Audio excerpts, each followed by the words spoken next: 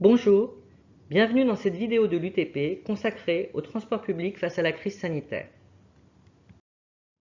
Ce que l'on sait aujourd'hui, c'est que le virus se transmet de deux manières. De personne à personne, via les gouttelettes respiratoires et les particules en suspension dans l'air qu'on appelle les aérosols, et de surface à personne, les surfaces lisses, étant plus appréciées par le virus que les surfaces poreuses. Le visuel ci-contre indique la durée de vie du virus sur chaque type de surface. Dans la première partie de cette vidéo, nous allons vous présenter 8 facteurs qui permettent de limiter les risques de contamination. Nous verrons ensuite en quoi les transports ne sont pas des lieux de contamination privilégiés. Tous ces facteurs, le port du masque, la durée de contact, le volume vocal, la ventilation des espaces, la désinfection, la proximité, les contacts tactiles, la connaissance et la prise de conscience des gestes barrières sont reconnus comme des facteurs limitant la contamination. Les études scientifiques qui en attestent sont indiquées sur chacune des planches qui vont suivre. Le port du masque est un des principaux facteurs limitant le risque de contamination. Il diminue d'au moins 50% le risque de contamination et selon une étude Nature, les lieux où on ne porte pas le masque, bars, restaurants et salles de sport, sont ceux où le risque de contamination est le plus fort. Fin novembre, on observe que le port du masque est une mesure respectée en moyenne à 86% dans les lieux publics. La durée de contact est un facteur limitant le risque de contamination. Dans un espace clos, sans ventilation, les aérosols restent en suspension dans l'air et deviennent de plus en plus concentrés au fil du temps. Le volume vocal est un facteur limitant la contamination que l'on retrouve dans plusieurs études. En effet, nous émettons 10 fois plus de particules infectieuses en parlant plutôt qu'en restant silencieux, et nous émettons 50 fois plus de particules infectieuses en criant ou en chantant plutôt qu'en restant silencieux. Les karaokés, les lieux de culte, figurent parmi des lieux à haut risque de contamination parce que les gens y chantent. La ventilation des espaces est également un facteur important limitant la contamination, comme nous le verrons dans les deux scénarios présentés ici. Dans le premier scénario, 6 personnes sont dans la pièce d'une maison et une personne est contaminée. Sans aucune protection et avec une durée d'exposition longue, 5 personnes, soit 100% des personnes, seront contaminées. Avec port du masque et une durée d'exposition longue, 80% des personnes seront contaminées. Avec port du masque, ventilation et durée d'exposition réduite, moins de 1 personne sera contaminée, soit 7% des personnes. Dans le deuxième scénario, 15 personnes sont dans un bar. Une personne est contaminée. Sans aucune protection et avec une durée d'exposition longue, 100% des personnes seront contaminées. Avec port du masque et durée d'exposition longue, 57% des personnes seront contaminées. Avec port du masque, ventilation et durée d'exposition réduite, une seule personne sera contaminée, soit 7%. On remarque que ces caractéristiques sont propres au transport public. La désinfection des surfaces et des mains permet de réduire le risque de contamination. Le processus de désinfection par virucide, comme l'eau de Javel, permet d'éliminer les micro-organismes et d'inactiver le virus sur les surfaces inertes telles les sols, les mobiliers et les objets. Cette opération permet de supprimer jusqu'à 99% des germes. Concernant la désinfection des mains, les solutions contenant de 60 à 70% d'alcool réduisent d'environ 10 000 la charge bactérienne sur les mains. La distanciation physique est un des facteurs limitant le risque de contamination. Le risque d'infection diminue en effet de 82% avec une distance physique de 1 mètre dans les contextes de soins de santé et dans les rassemblements de personnes. Et pour chaque mètre supplémentaire de distanciation, la protection relative a plus que doublé en se basant sur les données disponibles jusqu'à 3 mètres. La limitation des contacts tactiles permet de réduire les risques de contamination. Le virus de la Covid-19 peut survivre jusqu'à 9 heures sur la peau humaine, contre moins de 2 heures pour le virus de la grippe saisonnière par exemple. Il faut donc saluer sans se serrer la main et éviter les embrassades. Aujourd'hui, 82% des Français se saluent sans se serrer la main et évitent les embrassades. Les gestes barrières sont respectés lorsqu'ils sont connus et adoptés par les individus. On le voit sur ce visuel, les pays où le port du masque était généralisé au 3 mai 2020 connaissaient beaucoup moins de décès que les pays où le port du masque n'était pas généralisé à la même date. Comme nous venons de le voir, certains facteurs permettent de réduire le risque de contamination. Aussi, par nature et parce que les opérateurs ont tout fait pour limiter le risque, les transports publics ne sont pas des lieux de contamination privilégiés. Par nature, le risque y est faible. Les opérateurs ont mis en œuvre les mesures nécessaires. La confiance des voyageurs indique qu'ils sont prêts à reprendre les transports publics à certaines conditions. Plusieurs études scientifiques du monde entier et différents indices montrent que les transports publics ne sont pas des lieux de contamination privilégiés. Enfin, nous rappelons que l'abandon des transports publics représente un risque économique, sanitaire et environnemental. Pourquoi le risque de contamination est faible dans les transports publics? Les transports publics ne sont pas des lieux de contamination car les usagers y adoptent un comportement différent. On observe notamment qu'ils sont particulièrement attentifs à leurs gestes et prennent des précautions supplémentaires, lavage des mains au gel hydroalcoolique, qui sont de nature à limiter le risque de contamination. Le port du masque y est plus respecté qu'ailleurs. 95% des gens portent le masque, contre 86%, on l'a vu précédemment, dans l'ensemble des lieux publics.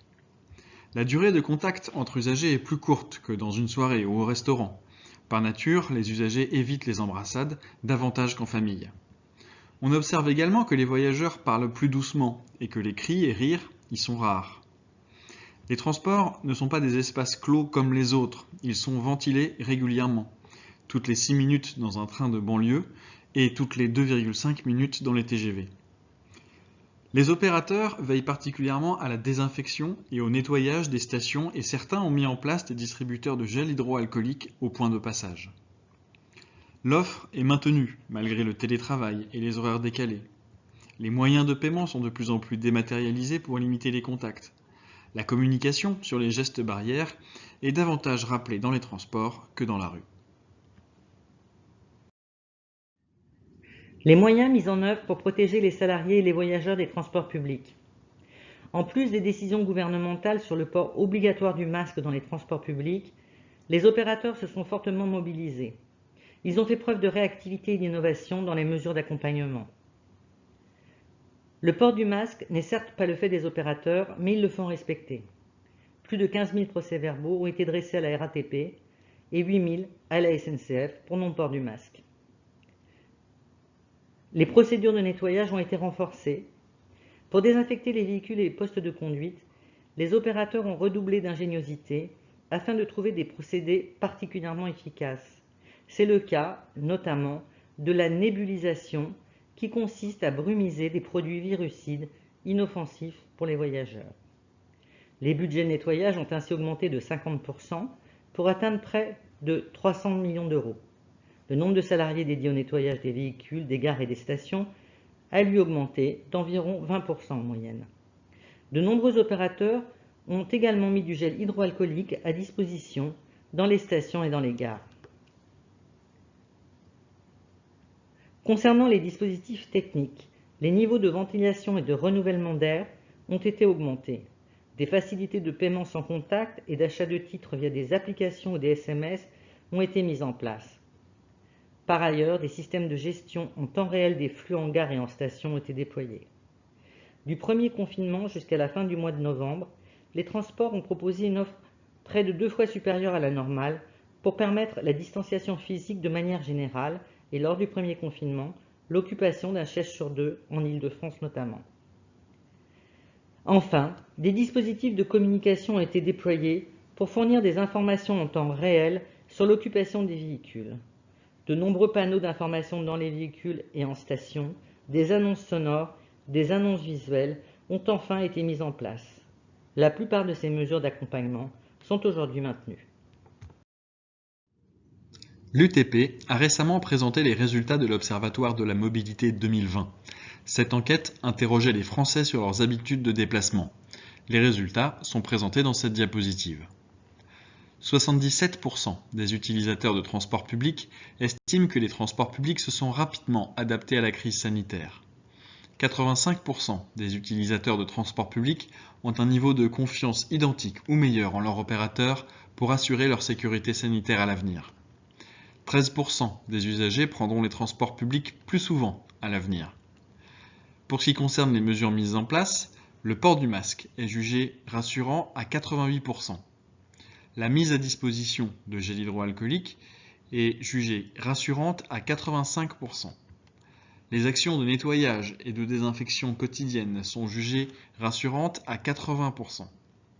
Les dispositifs de communication sont jugés rassurants à 73%. Quand les gestes barrières sont respectés, les transports publics ne sont pas des lieux privilégiés de contamination. Les études disponibles à ce jour en témoignent. Nous avons identifié 8 études scientifiques internationales depuis le 29 juillet 2020. Présentées ici, elles montrent que les transports publics ne sont pas des lieux de contamination. Les liens vers ces études sont disponibles sur le site de l'UTP. Nous ferons un focus sur 2 études. La première étude est celle de l'Autorité de régulation des transports en Grande-Bretagne, en date du 20 août 2020.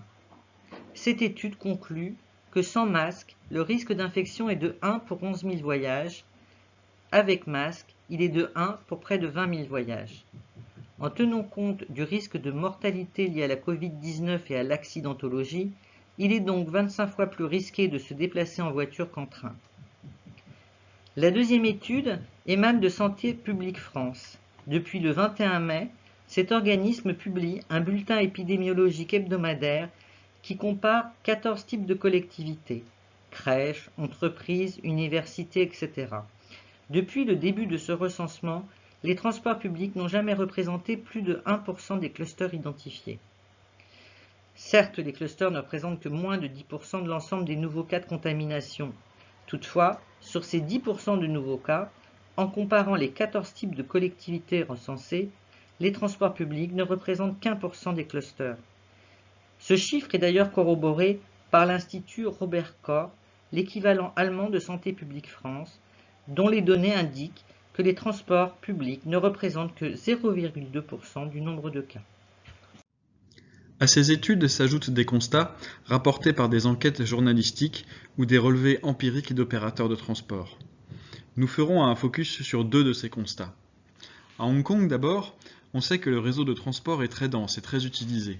Or, le taux d'infection est de 68 cas pour 100 000 habitants, contre 2198 cas aux États-Unis pour 100 000 habitants et 1602 cas en Espagne pour 100 000 habitants.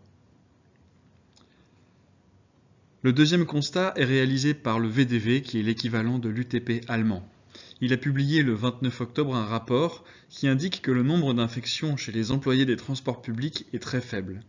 L'association a recueilli les résultats de 94 entreprises de transport locales de toute l'Allemagne, soit près de 80 000 employés, et le nombre total d'infections au Covid-19 est de 233 depuis le début de la pandémie.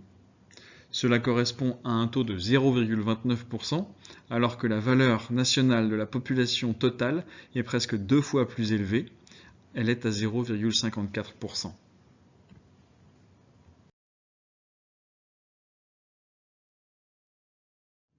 Les transports publics apportent des réponses aux enjeux sanitaires, aux enjeux sociétaux et aux enjeux environnementaux. Les transports publics permettent de préserver l'environnement. Les émissions de CO2 en passagers kilomètres sont de 213 grammes pour une voiture, alors qu'ils ne sont que de 103 grammes pour un bus ou encore de 3,1 grammes pour un tramway. Les transports publics permettent à chacun de se déplacer. Ils sont accessibles à tous et s'efforcent d'aller toujours plus loin dans les territoires. Les transports publics améliorent la qualité de vie puisqu'ils diminuent la congestion, la pollution et contribuent à la bonne santé physique des usagers. Les transports publics offrent des emplois stables. Ils représentent 260 000 emplois directs en France, des emplois par nature non délocalisables. Les transports publics stimulent l'économie. 1 euro investi dans le transport public représente en effet 5 euros de bénéfices pour l'économie. Les transports publics participent au rayonnement international de la France. 3 entreprises françaises comptent ainsi parmi les 5 leaders mondiaux du secteur. Merci d'avoir suivi cette vidéo et à très bientôt dans les transports publics.